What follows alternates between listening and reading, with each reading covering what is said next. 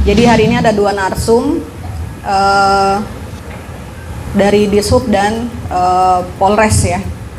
Nah, maksud saya sebelum kita ketemu sama narasumber-narasumber tersebut, ini kan momen yang cukup langka gitu ya.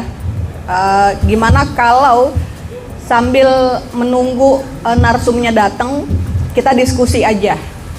Ini biar jadi momennya kita ngobrol sesama kelompok pengemudi yang hadir di sini, gitu ya. Membicarakan beberapa hal yang sepertinya nanti tidak akan dibahas ketika narsum itu sudah hadir, gitu. Ya. Jadi teman-teman setuju nggak kalau kita ngobrol ini jadi forumnya kita dulu, baru nanti kita terima narsumnya? Setuju ya? Setuju. Nah, sekarang itu udah ada 4 bangku, ya kan? Kira-kira di ruangan ini yang bisa ngisi siapa? Inces 1. Inces 1, maju Ces. Pak Budi. Pak Budi mana? Tuh, yang datang sendiri. Pak Budi. Bawa Ibu Budi nggak hari ini? Bawa. Punya wilayah tuh ada Siapa? yang punya wilayah. Siapa? Bang Hardi sama Bang Birin boleh. Salah satu no. Mas Hari Purwokerto mana? Dari mana Mas Harinya? Mas Hari Degor. Apa? Mas Hari Degor. Degor. Iya dari Forkom. Oh dari Forkom. Mas Hari. Oh iya Mas silakan. Mas Hari, Inces. Siapa lagi? Mas Budi. Mas Budi apa Mas Aji? Bebas. Salah satu sweep. Satu lagi, Bob. Mas Birin. Mau ngapain diajak jauh-jauh dari Bekasi? Oh iya. Teman-teman biar bisa ngobrol sesama kita dan bisa ngobrol sama dishubnya. Insya Allah acara hari ini terinformasi ke pusat ya. Ayo silakan, masih ada 1 kursi kosong. Kalau di DPR rebutan tuh Mas. Itu masih kosong, yuk gas. Saya kebetulan ketua umum dari Asosiasi Rumah Berdaya Pengemudi Indonesia. Yang belakangan ini saya kira cukup hangat juga, nggak cukup hangat mungkin cukup panas. Saya minta maaf jika membuat beberapa kawan-kawan merasa resah, tetapi sebetulnya tujuannya tidak ke situ. Di atas memang sedang ada pembahasan terkait bagaimana citra pengemudi. Kemudian hari ini saya memfasilitasi teman-teman.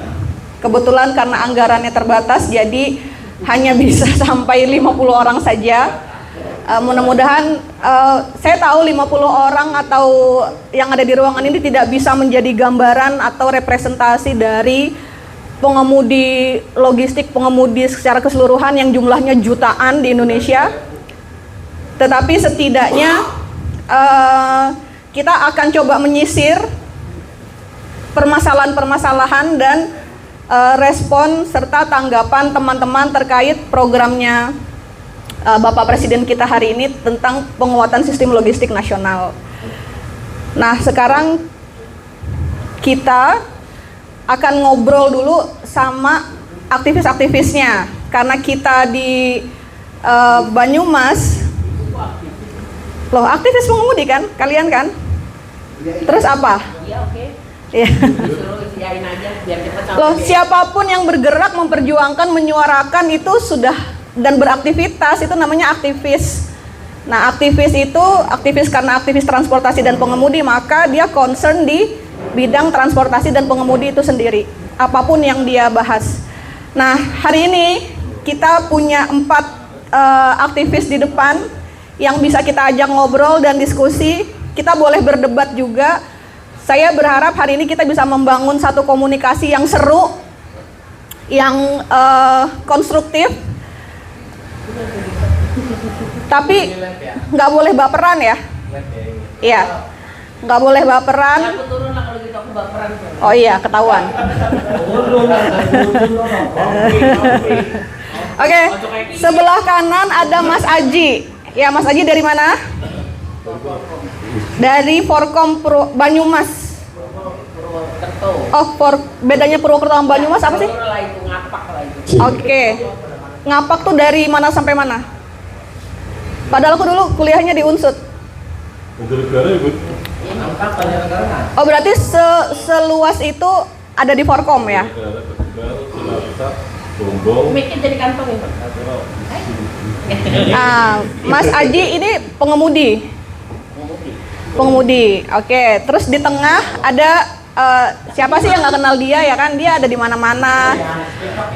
Iya, setiap hari live TikTok ya, seperti yang kita tahu, ya kan? Kenapa bro? Nama aslinya juga bagus ya, Valerie ya.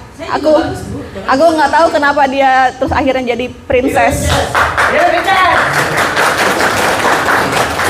Terus ada Mas Hari. Aku udah ketemu dari awal di depan, auranya adem ya. Auranya adem. Aku punya pengurus Mas namanya Hari. Ngeselinnya minta ampun. Tapi Mas Hari yang ini kayaknya auranya menyenangkan ya. Paling pinggir yang saya nggak tahu kenapa dia nggak ganti baju. Dia apa sih ingin terlihat mencolok sekali ketika kita berhitam-hitam ria, dia pakai putih merah ya kan.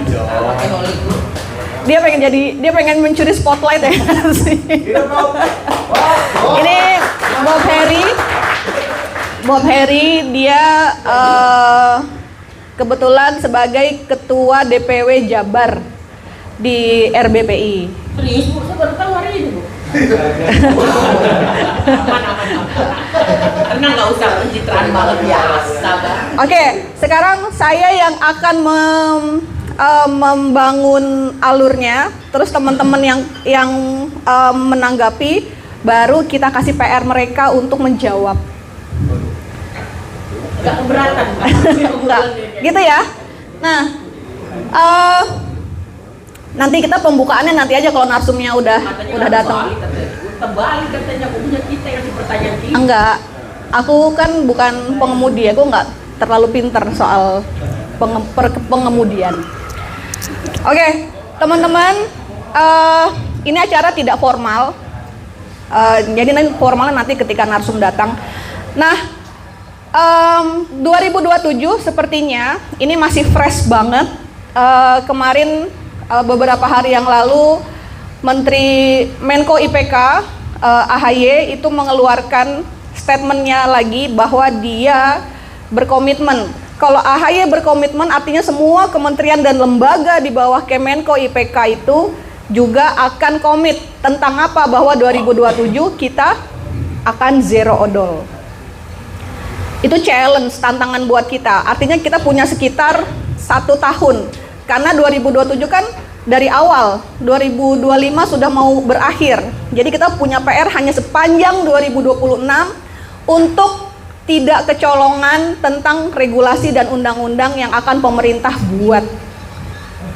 Gitu kan, kita hanya punya waktu 1 tahun sebelum undang-undang itu jadi dan dilaksanakan di 2027. Nah kemarin Mbak Inces juga datang, Kementerian Perhubungan itu mengomandoi semua kementerian dan lembaga yang beririsan dengan dunia kita, dunia transportasi dan pengemudi, itu untuk membuat 4 tim kecil.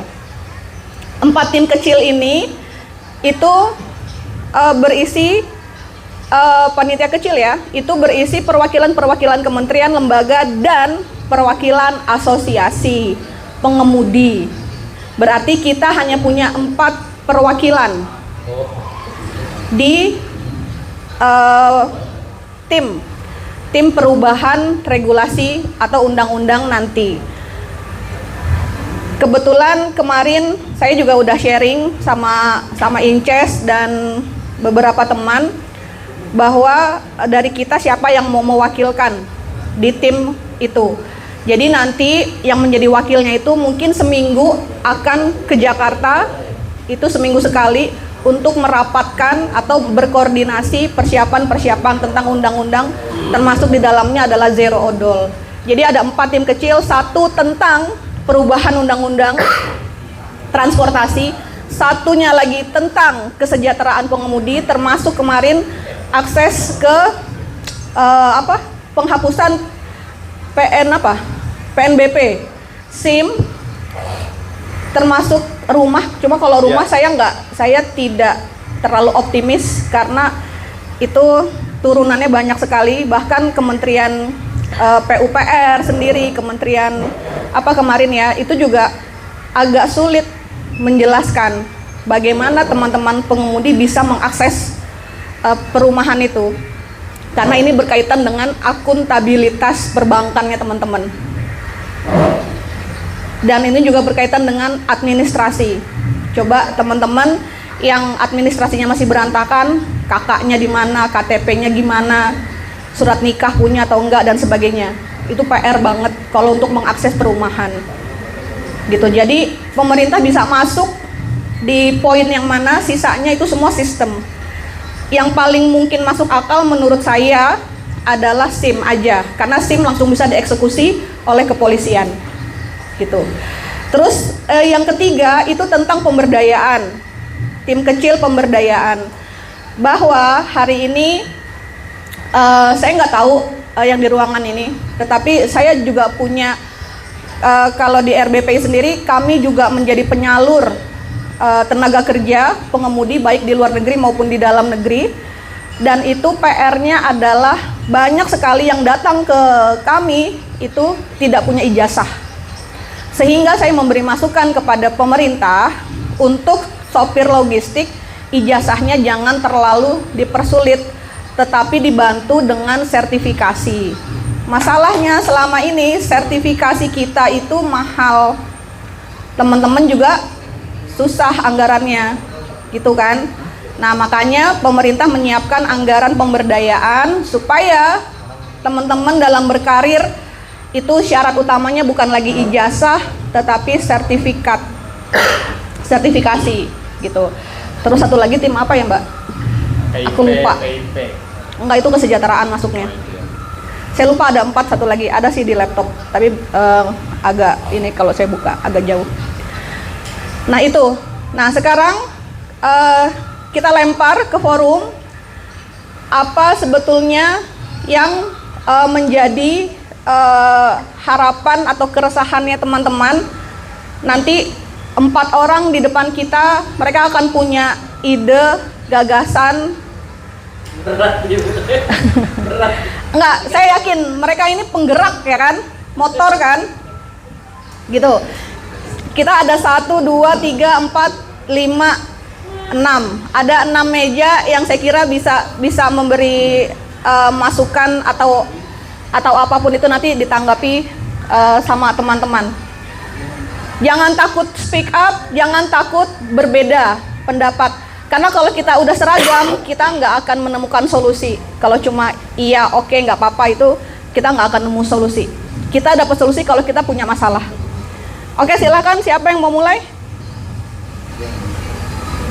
Di sana? Kayak? Assalamualaikum warahmatullahi wabarakatuh. Ini bisa ya, Pak? Jadi saya mewakili dari BNC dan wilayah Aji Barang Group Community.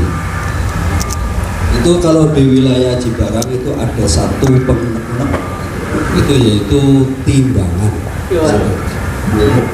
Nah di situ timbangan itu sering katakanlah itu untuk armada yang overload, overdimensi itu memang keseluruhan ya katakanlah 90% itu overload gitu kan. Karena untuk di daerah kalau nggak overload nggak makan kayak gitu. Nah, solusi yang terbaik itu seperti apa? Coba saya ingin mendengarkan di sini, kita bahas bareng-bareng. Kalau ada solusi tertentu yang bisa membuat kita untuk di wilayah Aji Barang untuk khususnya atau untuk keseluruhan itu di wilayah Ngapak ya berarti ya, Ngapak Mania gitu ya. Itu jika ada solusi kami mohon petunjuk terutama kepada yang berada di depan itu. Dimulai dari siapa nih, Pak? Ini dulu ya. Ini. Jembatan mana? Jembatan timbangan? Ibu ngajak Di Aji Barang Bu. Iya, jembatan timbangan mana? Aji Barang. Apa perlu kita demo kayak gitu-gitu kan? Pengennya dijawabnya, iya maksudnya aku pengen dengar dari yang 4 ini, Mas. Misalnya itu dari sudut pandang pengemudi banget gitu. Ini kayak jawabannya kayak ngajak tarung nih ya sebenarnya. Kalau aku nih nggak bisa ngomong Aji Barang. Aji Barang itu yang mana sih? Timbangan di mana? Oke, ya. Karena pada dasarnya kemarin aku udah sempat ngobrol sama beberapa forkom di wilayah ya. Salah satunya Palembang, ya kan. Ngobrol dengan kawan-kawan di Palembang terkait timbangan. Dan jawabannya juga sama, ya kan. Bahasanya saat ini adalah tidak boleh adanya penindakan. Nah kemarin kita baru jalan-jalan silaturahmi ke Losarang bang, ya. Jadi habis jalan-jalan ke Losarang dan kebetulan ada kawan-kawan lagi antri sampai dua tempat ya. Jadi diantri kena 2 tempat, bikin kemacetan panjang. Kebetulan kami lewat, jadi kami hampiri silaturahmi. Dan ternyata penyampaian dari Bapak Mardian sebagai pimpinan di wilayah Losarang kemarin masih sama, bahwa tidak bolehnya adanya penindakan. Jadi hanya boleh seperti hari ini bersosialisasi kepada kawan-kawan logistik. Nah, kalau di wilayah Losarang kemarin, mereka itu hanya meminta diberikan surat gitu. Jadi surat andai kata memang dia posisinya tetap ingin membawa barang odol, karena saya juga sempat protes bang, karena saya dapat cerita dari beberapa kawan-kawan ada yang muatannya waktu itu RBPI ya, jam 3 malam ya bang, udah nelpon gue ya, oke ya, jam 3 malam saya ditelepon sama kawan-kawan RBPI bahwa ada salah satu kawan kita yang masuk Losarang tapi posisinya harus dipok karena muatannya berlebih. Nah ternyata dari pihak Losarangnya menyampaikan bahwa tidak ada. Saya ini nggak tahu jadinya kan, ceritanya begitu nih bang dari Losarang nih, tidak ada. Jadi mereka hanya melakukan sosialisasi. Jika teman-teman tetap memaksa ingin membawa barang odol tersebut, akan dibuatkan surat perjanjian bahwa jika terjadi laka terkait odol tersebut, ya kan, jadi menjadi tanggung jawab sendiri. Dan sudah disampaikan kepada pihak timbangan bahwa itu sudah melanggar terkait odol. Kalau dari Losarang nih.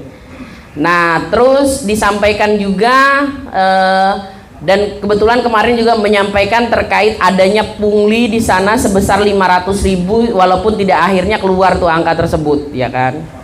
Akhirnya lobby nggak sampai segitulah, ya kan. Saya sampaikan demikian, mereka pun bertanggung jawab dan bilang orangnya yang mana, tunjuk yang mana biar kita sampaikan, gitu kan. Nah kemarin bahasanya dari Losarang itu adalah masuk nggak apa-apa, bahkan di atas jam 11 tempat itu dijadikan rest area. Ada kopi silahkan pakai kopi di situ, tapi kalau nggak ada misalnya sudah habis tidak boleh minta. Jadi kalau adanya air, adanya kopi silahkan dipakai sebisa seini mungkin. Itu udah orang Losarangnya Pak Mardian sendiri yang bicara. Jadi kawan-kawan jangan takut, ya kan. Sabar. Pasar Baru nggak ada emang jual itu, slow. Jadi terkait di Losarang itu kemarin sudah disampaikan kepada Pak Mardian bahwa tidak adanya penindakan dan tidak boleh ada penindakan sampai mendengar instruksi dari atas. Saya pun sempat menyampaikan, Bapak mohon maaf kalau misalnya ini dilakukan penindakan sedangkan tidak boleh melakukan penindakan, bagaimana polisi sudah tidak melakukan penindakan tapi yang melakukan penindakan di sub, ya sama saja toh. Kita ini ibarat kata cuman beda manusianya saja, orangnya tetap melakukan penindakan, ya sama saja gendeng kan gitu. Jadi saya sampaikan demikian, mereka bertanggung jawab. Losarang bilang kalau masuk nggak apa-apa, tetap masuk walaupun barangnya overload overdimensi, tapi tetap punya kir ya. Walaupun kirnya itu posisinya entah mati entah bagaimana, tetap datang masuk nggak masalah. Nah karena kenapa saya kemarin kita mendatangi Losarang, ya karena disampaikan bahwa adanya pungli di sana, gitu loh. Ada manusianya soalnya, ya kan. Nah, katanya di sana ada pungli di angka 10.000 bisa lebih. Jadinya teman-teman lebih memilih kena pungli itu daripada masuk ke timbangan. Jadi kalau buat saya sementara ini dari Sumatera sampai ke Losarang kemarin, karena saya belum survei Haji Barang bang, fair aja ya kan. Jawabannya harusnya sama, bahwa tidak boleh adanya penindakan. Kalau mereka hanya sebatas mengukur, mensosialisasikan boleh. Tapi kalau melakukan penindakan tidak boleh, karena memang dari atas sudah tidak boleh. Kemenhub sudah menyampaikan itu, Kementerian juga sudah menyampaikan itu, bahwa tidak bolehnya adanya penindakan. Hari ini harusnya hanya sosialisasi. Jadi hari ini kalau memang bisa nih Aku sih nggak minta dibikinkan hotline ya. Cuman kalau misalnya kawan-kawan memang ada perkara terkait timbangan, harusnya ada orang yang bisa buat maju survive ke sana. Mungkin ada yang misalnya nanti terhubung dan kita orang yang ya misalnya kayak Bu Ika pada yang terhubung ke pusat ya kan, nanti bisa menyampaikan bahwa misalnya Aji Barang ternyata masih nakal nih, ya kan? Ngomongnya nggak ada penindakan ternyata ada, tetap ada nih. Kita harus punya itu tim sendiri nih, wilayah misalnya Ngapak ini, karena kan memang timbangan emang banyaknya di sini tuh, ya kan? Makanya kita harus punya, saran aku harusnya kita punya hotline itu menghubungi siapa jika memang terjadi hal seperti itu, ya kan? Jadi nanti Inces bisa koordinasinya ke siapa, apakah ke atas langsung atau ke mana, bahwa memang di situ, tapi harus pakai bukti ya bang. Misalnya kita mic-nya bro, Baterainya Pak. merah nih. Ya suara gue lebih kenceng bang. Stereo. Bassnya gedein dikit bisa.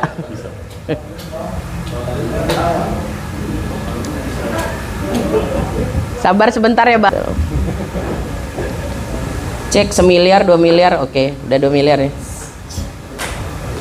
Jadi kalau Inces sih hari ini karena masalah kita kan dan timbangan itu adalah adanya di wilayah Ngapak. Bagaimana kalau misalkan kita punya tempat sendiri atau hotline sendiri, jadi kita tahu menghubungi siapa dan orang itu cepat tanggap gitu loh. Dan harusnya tidak terlalu banyak, apakah 3 orang, apakah 4 orang, apakah 5 orang, tuh buat saya udah maksimal, jangan repot. Ya kalau yang di Aji Barang tuh masuk pertama memang tidak ada penindakan Bu, tapi kalau yang kedua kalinya masuk itu ada penindakan penilangan begitu. Kalau itu kita harus menghubungi siapa begitu. Pak, yang kedua tidak boleh kan begitu. Sedangkan kita ini sampai di 2027 baru odolnya ya kan. Berarti selama ini sampai 2026 nanti itu harusnya kan tetap aman toh, kan begitu toh. Nah, bagaimana kawan-kawan bisa menjadi pengacara untuk dirinya sendiri itu dan bisa terhubung sama beberapa kawan-kawan lain yang di luar. Contoh mungkin nanti bisa disiapkan ya untuk sementara mungkin ya, kalau hotline susah nih. Untuk sementara bagaimana ditunjuk siapa kawannya, ya kan? Siapa kawannya dan siapa kawan misalnya perwakilan dari RBPI atau dari Inces nanti. Silahkan. Nanti kalau memang orang itu tetap ngotot misalnya di 2 di 3, ya kita siapkan pertarungan lah awak ke sana. Nggak ada jalan lain bang, ya nggak? Jadi saat ini solusinya tes nyali bang, udah nggak ada lain. Kalau dia ngotot sedangkan dari atas itu tetap memberikan solusi bahwa kita ini zero odol itu baru di 2027, tapi mereka tetap ngotot, tetap mau melakukan sekarang, ya nggak ada solusi. Terkait 1 kali atau 2 kali dia masuk, kita masuk, itu nggak boleh menjadi hitungan mereka demikian, dan kita tidak bisa merubah progres itu dengan cepat kan begitu. Ya sekarang mobil odol tiba-tiba nih dari pusat aja belum ada bahasa apakah standarisasi tarif kita ini disetujui, apakah perlindungan hukum pengemudi ini disetujui, apakah perlindungan barang juga disetujui, itu belum ada. Terus kok berani-beraninya mereka memberikan angka 1 kali atau 2 kali masuk, nanti yang kedua kali nanti bakal dilakukan penindakan dengan bahasa, biasanya pasal berapa itu? 207 itu berapa? Pasal yang kena biasanya kelalaian supir atau apa? Bosan saya dengar kelalaian supir dari oknum ini. Biasanya pasalnya nanti kalau ada dikeluarkan saja, nanti kita diskusi dan debat dengan itu, ya kan? Sedangkan dari atas ini sudah jelas. Kalau kawan-kawan sanggup untuk bertarung dengan apa, tes nyali dengan itu, ya silakan tarungnya di sana. Kalau memang rame kami orang tetap turun lah, nggak mungkin nggak. Cuman masalahnya sekarang bagaimana itu bisa terkoneksi dengan baik kan begitu. Nah kawan-kawan yang di wilayah Aji Barang, di wilayah Losarang, di wilayah Jatisari, itu harusnya bisa terhubung semua tuh sama timbangan. Jadi nanti ada siapa, oh Jatisari kita ngubungin siapa, Losarang kita ngubungin siapa, di sini kita ngubungin siapa. Jadi kita tinggal memperkenalkan sama pemimpinnya, pimpinannya di sana.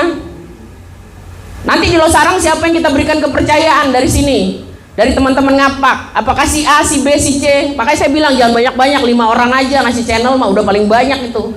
Jadi kalau satu nggak bisa dihubungin, yang satu bisa dihubungin. Dan bagaimana caranya kita datang ke sana? Solusi aku nih, kita datang ke sana memperkenalkan diri bahwa dia adalah orang yang akan bertanggung jawab jika kawan-kawan ada melakukan problematika terhadap losarang atau aji barang tadi. Datang ke sana memperkenalkan diri. Jadi kalau besok kawan-kawan ada yang terjadi hal-hal yang tidak diinginkan di wilayah tersebut, ya silakan. Kita tinggal tunjuk orangnya. Ini Pak orangnya. Sebagai ketua kami misalnya, pimpinan kami untuk wilayah Timbangan. Kayaknya kita emang harus pakai itu deh selama setahun ini. Karena udah gak ada solusi lain. Karena kalau kita via telepon kayak kemarin lama kayaknya. Tapi kalau kita punya 1 atau 2 yang bisa langsung di-keep, udah enak. Jadi teman-teman yang di wilayah tuh tinggal menghubungi teman-teman wilayah lagi jarak dekat. Gimana kalau menurut Abang itu? Jadi kita ya solusi yang tadi Bunda Ices bilang bahwa kita akan dipertemukan dengan terkait ya dalam artian jembatan Timbangan itu ya izin yang paling menghadap itu. Iya, kulo nuwun dulu, datang silaturahmi. Balik lagi, mohon maaf. Kalau seandainya sudah ada bahasanya kita punya pegangan kayak gitu ya, balik lagi ketikanya lagi supirnya. Jangan Iya. mentang-mentang ada backingan terus kita seenaknya. Lah iya, itu nanti kan gini Bang, dari atas tuh kan sudah ada gambaran odol ini, kenal sama ketua yang dijadikan ketua nanti, lo jadikan itu 4 meter ke belakang, lo ngegayor tuh ngalah-ngalahin gayoran toge pasar kan repot ya Mas, kayak ngono ya. Nah makanya itu kembalikan lagi kepada pemimpin yang akan kita tunjuk nanti, 5 orang yang saya sebutkan atau berapa itu. Karena buat saya saat ini solusinya cuma itu Mas, head to head. Karena kalau kita cuman ngomong terus diskusi sendiri-sendiri repot juga. Kalau siap, ya ayo bikinkan hotline. Kapan waktunya kita datangi, aji barang apa lo sarang mana terserah. Ayo kita datangi tempatnya, kita silaturahmi baik-baik, menyampaikan bahwa ini dari Forkom Ngapak dan itu bersosialisasi dengan kami teman-teman aliansinya. Gak apa-apa, gak masalah. Siapkan saja waktunya. Yang penting jangan malam minggu, soalnya malam minggu jatah galau saya Bang. Iya, oke. Ada lagi?